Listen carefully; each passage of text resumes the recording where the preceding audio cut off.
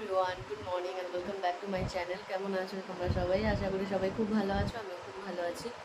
আবারও অনেক দিন পর আমি এলাম আর কি ব্লগ নিয়ে। কী করবো বলো, একটু সময়ের অভাব হয় আমার, সময় দিতে পারি না ঠিকঠাক। তো এখন বাজে সকাল 11টার মতো, আমি ফ্রেশ হয়ে গেছি। আর হচ্ছে মাথায় আজকে তেল দিয়েছি, সপ্তাহে 3-4 বার করে আমি তেল দিই মাথায়। 2-3 ঘন্টা রাখি, তারপর শ্যাম্পু করে নিই। ব্রেকফাস্ট করবো হচ্ছে এখানে ওটস ভিজানো আছে, এই যে এটা হচ্ছে ওটস আর চিয়া সিডস আর সামান্য একটু মুসলি ওটস আর চিয়া সিডস দুধে ভিজিয়ে রেখেছিলাম, তো সেটাই এখন ব্রেকফাস্ট করছি।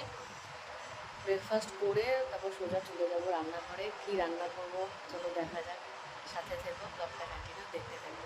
চলো এখন আমি ব্রেকফাস্ট করে নিই। আমি লাস্ট ভিডিও দিয়েছিলাম হয়তো আমার বার্থডে, মানে আমার হাজব্যান্ডের বার্থডে, তো ওটাই লাস্ট ছিল, আবার আজকে দিচ্ছি। তো চলো কন্টিনিউ দেখতে থেকো। তো আমি রান্নাঘরে চলে এসেছি আর ফ্রিজ থেকে মাছ বের করে নিয়েছি। এটা হচ্ছে কাতলা মাছ, কালকে আমার বর এনেছিল। আর এটা হচ্ছে কাতলা মাছের মাথা, সব বরফ হয়ে গেছে, আমি জল দিয়ে সব রেখে দিয়েছি একটু নর্মাল হোক। আর এটা একটু দুধের সর আমি তুলে রেখেছিলাম, সকালবেলা খাওয়া হয়েছিল দুধ, তো এটা আমি বেসন দিয়ে মধু দিয়ে ফেস প্যাক করবো। তো কাতলা মাছটা কি করব জানি না, মাছের মাথাটা দিয়ে পুঁই শাকের একটা তরকারি বানাবো। দেখি চলো দেখা যাক কী রান্না করি। তো আমার এখানে সব গোছানো কমপ্লিট, এরকমই কড়া বসিয়ে দিয়েছি আর মাছে নুন হলুদ মাখিয়ে রেখে দিয়েছি মাছের মাথাতেও। আর এটা আমি মানে চচ্চড়ি করবো আর কি, এই যে মাছের মাথা দিয়ে। এখানে আছে কুমড়ো, আলু আর এগুলো হচ্ছে কাঁঠালের বীজ, এগুলো দিয়ে। আর এই যে এই পুঁই শাকের ডাঁটা, পুঁই শাক সব আমি কেটে রেখে দিয়েছি। তো এইগুলো দিয়ে মাছের মাথাতে এটা তরকারি করব। আর এটা কাতলা মাছ, এটা ঝোল করব না, ভেবেছিলাম ঝোল করব, কিন্তু এটা আমি পোস্ত দিয়ে বানিয়ে নেবো। তার জন্য এই যে আমি এখানে পেঁয়াজ কুচি নিয়েছি, লঙ্কা, এটা হচ্ছে আদা রসুন গ্রেট করে, এটা আমি শুধু তরকারিতে দেব। তো এই আজকের রান্না। তো চলো মাছগুলো ভেজে নিই। আর গরমে পুরো হালাত খারাপ। এই গরমে যারা কিচেনে রান্না করছে তারাই একমাত্র জানে কতটা কষ্ট হয়। মানে সামান্য একটু ভাত করতে গেলেও ঘেমে স্নান হয়ে যায়, তো খুব কষ্ট করে রান্না বান্না করতে হয় এই গরমে। তো চলো, পুরো আমি অলরেডি ভিজে গেছি আর কি ঘামে। তো কিছু করার নেই, রান্না করতে হবে, যত একা হাতে সব করতে হয় সবই করতে হবে। তো চলো দেখতে থাকো। আমার এই যে কড়া কিন্তু গরম হয়ে গেছে, কই, হ্যাঁ এই কড়া গরম হয়ে গেছে, চলো মাছগুলো ভেজে নিই। তো এখানে এই যে মাছগুলো ছেড়ে দিয়েছি আমি, আর এখানে আর একটা কড়া বসিয়ে দিয়েছি। তো মাছগুলো ভেজে এই কড়াতে আমি চচ্চড়িটা করবো, আর এটাতে আমি মাছটা করব পোস্ত দিয়ে যেটা। আর এখানে এই যে মশলা করে নেবো একটু, এটা আছে সর্ষে, পোস্ত আর হচ্ছে মরিচ, গোলমরিচ, এগুলো বেটে নেবো। সব মাছগুলো ভেজে নিয়েছি, এবার আমি মাছের মাথাটা ভাজবো এই তেলেই। এবার এই পোস্ত মাছটা করবো, দিয়ে দিলাম একটু কালো জিরে,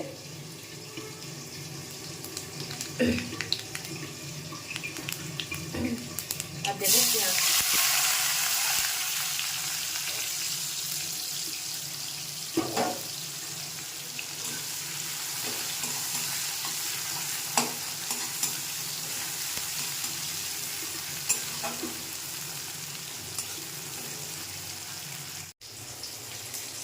তো পেঁয়াজ ভাজা ভাজা হয়ে গেছে, এবার আমি এর মধ্যে দিয়ে দেবো টমেটো,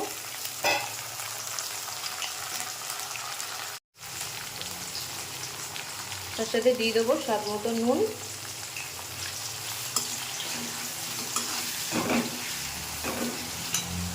এর মধ্যে দিয়ে দেবো হলুদ।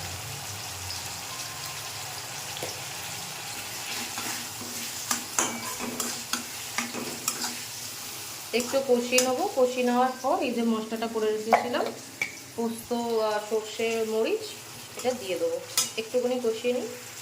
এই যে মাছের মাথাও ভাজা হয়ে গেছে, আর আমি তেল কিছুটা তুলে রেখে দিয়েছি, এতটা তেল আমার লাগবে না, অনেক তেল হয়ে যেত। যতটা আমার তরকারির জন্য তেল লাগবে আমি তেল নিয়ে নিয়েছি। আর এখানে কষে গেছে, এর মধ্যে দিয়ে দেবো আমি সেই মশলাটা।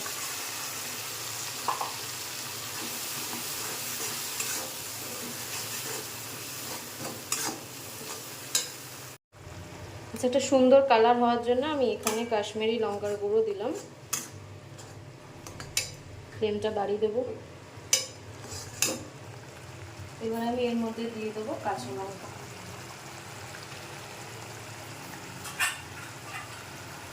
কাঁচা লঙ্কা আমি পরে দিলাম, কারণ যেহেতু মরিচ দেওয়া, মরিচেও একটা ঝাল থাকে, ওই জন্য কাঁচা লঙ্কা আমি পরে দিলাম। একটুখানি কষিয়ে নেবো, কষিয়ে দিয়ে সামান্য একটু জল দেব, একটু ঝোল করার জন্য আর কি, বেশি ঝোল না, অল্প, যেহেতু পোস্ত তো একটু জল টানবে। ওই 1 কাপ মতো জল দেব, একটু কষিয়ে নিই। সুন্দরভাবে কষে গেছে, এবার আমি একটু জল দিয়ে দিলাম। ওই মিক্সিতেই একটু মশলা লেগেছিল, তো আমি একটু জল দিয়ে দিলাম।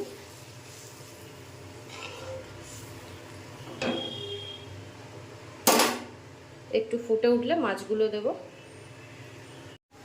তো এবার আমি পুঁই শাকটা করবো, ওদিকে ওটা হতে থাক। দিলাম 5 ফোড়ন,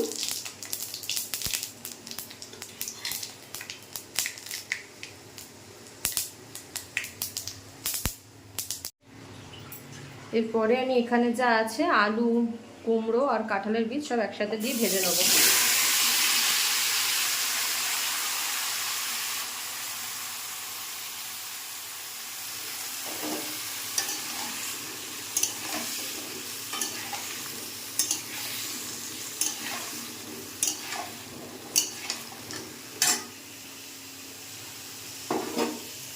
আর এখানে ঝোলও খুব সুন্দরভাবে ফুটে গেছে, এবার আমি মাছগুলো দিয়ে দেবো।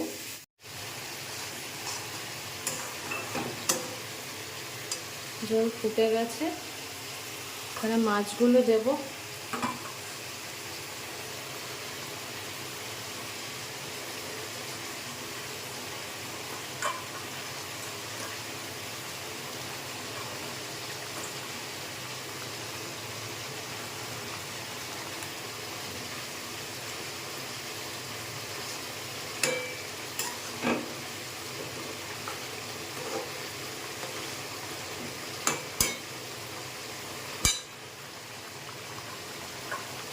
চার পিসই মাছ দিলাম, বেশি দেব না, কারণ আর বাকি এই মাছগুলো রেখে দেবো, কারণ অত খাওয়ার কেউ নেই, অনেক মাছ নিয়ে এসেছিলো। আর যেহেতু সন্ধ্যেবেলা আমরা নিমন্ত্রণ বাড়ি যাব, ওই জন্য এখানে 4 পিস মাছ দিলাম। তো মাছ দিয়ে দিয়েছি, দেখো এখানে 4 পিসই মাছ দিয়েছি। যেহেতু সন্ধ্যেবেলা আমরা থাকবো না, তো আমাদের খাওয়ার অত কেউ নেই, 4 পিস দিলাম। বাকিটা আমি ভেজে ওটা ঠান্ডা হয়ে গেলে ফ্রিজে ঢুকিয়ে দেবো। তো হয়ে এসছে প্রায়, আর 2 মিনিট পর নামিয়ে দেবো। তো পোস্ত মাছ আমার কমপ্লিট হয়ে গেছে, আর সবজিগুলোই ভাজা হচ্ছে, অনেকটা জল ছেড়ে দিয়েছে। আমি এখানে আর একটু তেল অ্যাড করেছিলাম। এর মধ্যেই আমি দিয়ে দেবো আদা রসুন গ্রেট করা, পেঁয়াজ, কাঁচা লঙ্কা। অনেকে আগে ভেজে নেয়, আগে সব সবজি ভেজে নিয়ে তারপর পেঁয়াজ আদা রসুন কষিয়ে দেয়, কিন্তু আমি এইভাবেই করি চচ্চড়ি, তাতে আমার ভালো লাগে এটা। তো এই জন্য আমি সব একসাথে, মানে সবজির সাথেই আমি আদা রসুন পেঁয়াজ আমি সব কষিয়ে তারপরে চচ্চড়ি রান্না করি আর কি, আমি এইভাবেই করি।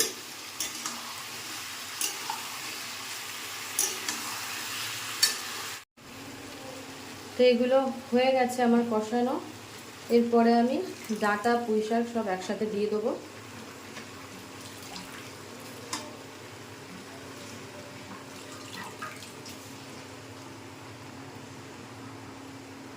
তো সব মিশিয়ে নিয়েছি, এবার আমি এগুলো ঢাকা দিয়ে দেবো, একটু নরম হয়ে যাক আর কি, জলটা ছেড়ে যাক তাতে, কারণ কড়াটা যেহেতু একটু ছোট আছে আর চচ্চড়ির সবজি অনেকটা, একটু জলটা ছেড়ে যাক, তারপর আমি আবার নাড়াবো।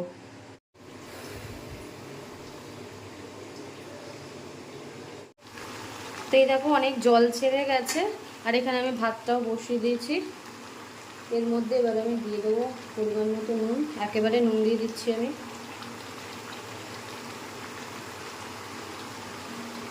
আর দেব হলুদ।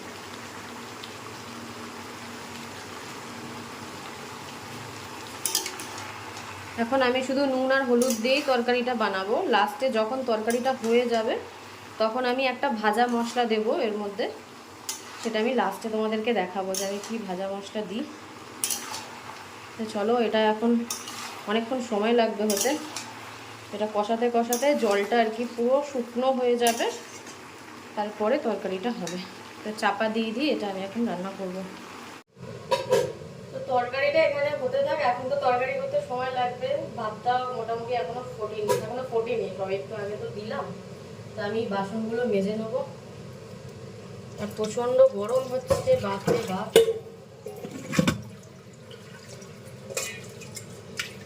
এই গরমে রান্নাঘরে আসা মানে হাত চুলগুলো ফুলে যাওয়া।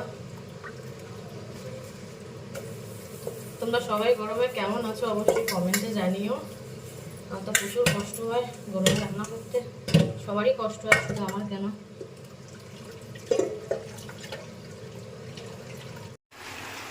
দেখো প্রায় মোটামুটি ঢাকা দিয়ে দিয়ে করেছে। একটা ছোট্ট একটা টমেটো দিয়ে দিয়েছিলাম। এবার মাছের মাথাটা আমি দিয়ে দেবো।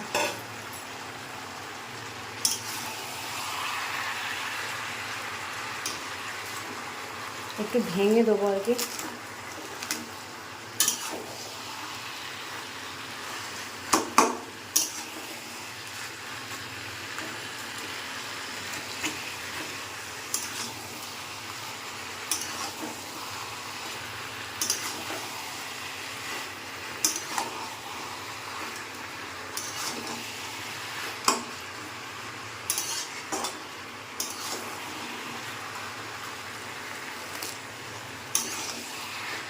আর এখানে আমার ভাতও হয়ে গেছে, নামিয়ে নেবো এবার। আর যে মশলাটার কথা বলছিলাম, এই যে এটা, এখানে আছে 2টো এলাচ, 4-5টা মতো শুকনো লঙ্কা, হাফ চামচ মৌরি, হাফ চামচ গোটা ধনে, আর 1 চামচ হচ্ছে কি বলে ওই জিরে, গোটা জিরে, আর 7-8টা মতো গোলমরিচ। তো এগুলো আমি শুকনো খোলায় ভেজে গুঁড়ো করে নেবো। এটা গুঁড়ো করে নামানোর আগেই চচ্চড়িটা আমি দেবো। তো তরকারি প্রায় হয়ে এসছে, আর 5 মিনিট নামিয়ে নেবো। যখন ঢাকা দিয়ে রেখেছি, এটা এই মিডিয়াম ফ্লেমে হতে থাক। ওদিকে ভাতও ঝাড়াতে দিয়ে দিয়েছি, আর এই যে কড়া গরম করে নিচ্ছি। গরম হয়ে গেছে, এই মশলাটা এবার দিয়ে দেবো। এটা দিলে খুব সুন্দর লাগে যে কোনো তরকারিতে। এটা মাছের ঝোলেও দেওয়া যায়, আর যে কোনো সবজির তরকারিতেও দেওয়া যায়। খুব সুন্দর একটা সেন্ট আসে, দারুণ লাগে খেতে। তো এটা পুড়ে যাবে না এরকম ভাজবো না, জাস্ট হালকা করে একটু ভেজে নেবো যাতে পুড়ে না যায়। তো কন্টিনিউ নাড়াতে থাকবো। তারপর এটা আমি মিক্সিতে গুঁড়ো করে নেবো। তো আমার তরকারি পুরো রেডি। আর এই যে মশলা আমি মিক্সিতে গুঁড়ো করে নিয়ে ভেবেছিলাম গুঁড়ো করবো, তারপর ভাবলাম বেলেন চাকিতে করেছি, আর একটু আধ ভাঙা করে মশলাটা করেছি। তো এটা আমি দিয়ে দেবো সব।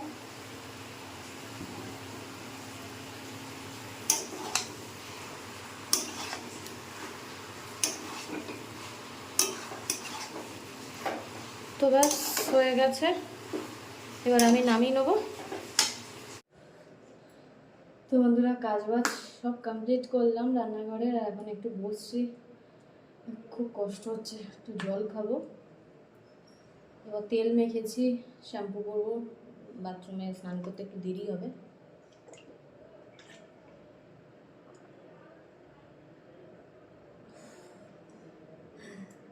দম ফেলতেও কষ্ট হচ্ছে, এত গরম। দেখি ডাইনিংয়ে একটা ফ্যান লাগানোর ব্যবস্থা করতে হবে এবার, প্রচণ্ড গরম হচ্ছে। তো চলো একটু রেস্ট করে নিই, অনেক তো কাজবাজ করলাম। এই প্যাকটা লাগাবো, নইলে এটা না নষ্ট হয়ে যাবে। এটা দুধের যে মালাইটা, এই যে দুধের যে মালাইটা থাকে ওপরের, আমি ওটা তুলে নিয়েছি। এর মধ্যে 1 চামচ বেসন দেবো, আর 2 ফোঁটা মধু দিয়ে এটা জাস্ট লাগিয়ে নেবো। 10 মিনিট রাখবো, তারপর ধুয়ে দেবো। চলো ঘামটা আগে শুকিয়ে নিই, ঘামের উপর তো দেওয়া যাবে না, তো ঘামটা শুকিয়ে নিই।